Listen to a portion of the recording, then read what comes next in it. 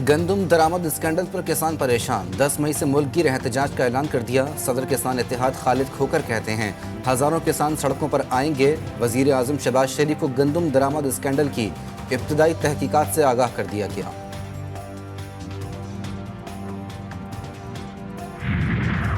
Faizabad dharna inquiry commission report Supreme Court में जमा करा दी गई। चीफ जस्टिस काजी फायज ईसा की सरबराही में 3 रुकनी बेंच कल फैजाबाद धरना नजरसानी केस की समाअत करेगा।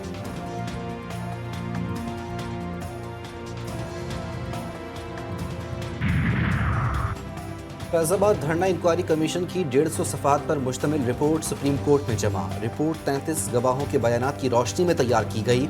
चीफ जस्टिस की सरबराही में 3 रुकनी बेंच फैजाबाद धरना नजरसानी केस की समाअत कल करेगा।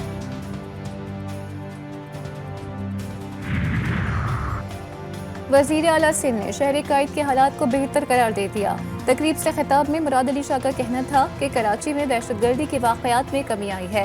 एक वक्त था जब शहर में टारगेट किलिंग होती थी। स्ट्रीट क्राइम और दीगर जराइम का भी खात्मा करेंगे। कराची के इलाके अजीजाबाद में फायरिंग से नौजवान जाँ बहक। मकतूल शहाब को 3 गोलियां मारी गईं। नौजवान के कत्ल पर अवाम का एहतजाज। मुश्तइल अफराद ने रोड ब्लॉक कर दी। मुख्तलिफ इलाकों पर बदतरीन ट्रैफिक जाम रहा। मुजाहिरीन का कहना था पुलिस कातिलों की हिमायत कर रही है। अहलकारों ने कातिल को फरार कराया। पंजाब और सिंध में कच्चे के इलाकों से डाकुओं का सफाया करने के लिए बड़ी कार्रवाई। रहीम यार खान में पुलिस ने डाकू आलम और नजीर शर को हलाक कर दिया। गोटकी में भी ऑपरेशन, 7 डाकू जख्मी। बुख्ती कबाइल के रजाकार भी अहलकारों के साथ इन एक्शन।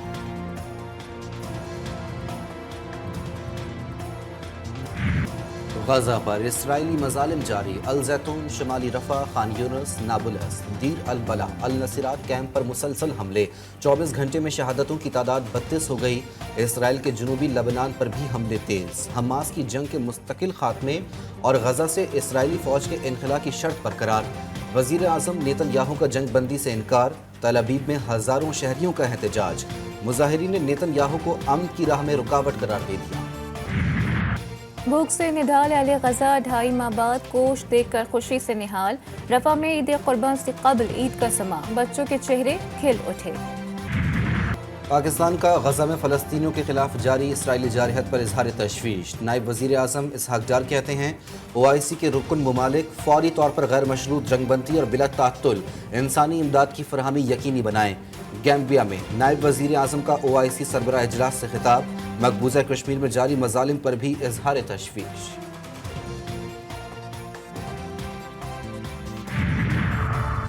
गजा में जंगबंदी और गैर कमालियों की रिहाई के मुआहदे के लिए कोशिशें तेज। काहिरा में जंगबंदी मुज़ाकरात का पहला दौर बेनतीजा खत्म। कैदियों के तबादले और 6 हफ्तों की जंगबंदी पर गुफ्तगू। इसराइल ने कैदियों के तबादले की इब्तदाई शराइत की मंजूरी दे दी। 20 से 33 इसराइली कैदियों की रिहाई पर बातचीत।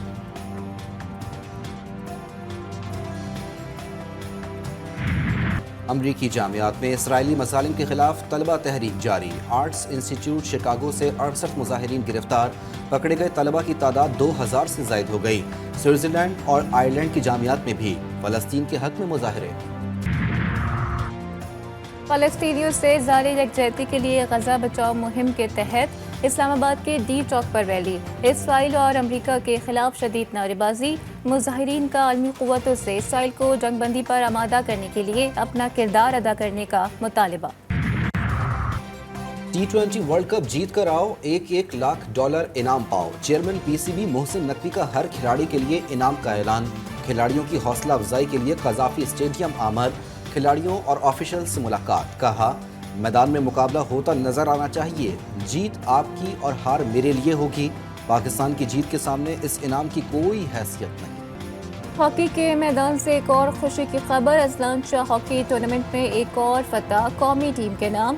पाकिस्तान ने जनूबी कोरिया को 4-0 से शिकस्त दे दी। हनान शाहिद, अरशद लियाकत, गजनफर अली और सुफियान ने एक गोल स्कोर किया।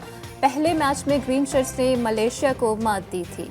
लाहौर में पिंक गेम्स की रंगारंग इख्तितामी तकरीब। वज़ीर आला पंजाब मरियम नवाज की खुसूसी शिरकत। तकरीब में न बुलाने पर इंतजामिया से शिकवा। बोली मुझे इख्तितामी तकरीब में बुलाया नहीं।